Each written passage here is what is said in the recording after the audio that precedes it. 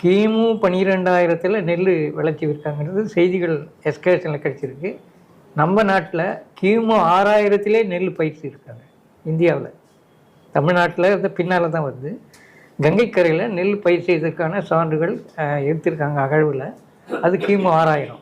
ஆனால் அந்த தென்கிழக்கு ஆசிய நாடுகள் தான் நெல் முக்கியமான இதுவாக இருந்தது. அதுவும் இவ்வளோ பழமை, 12,000 ஆண்டுகளுக்கு முன்பு.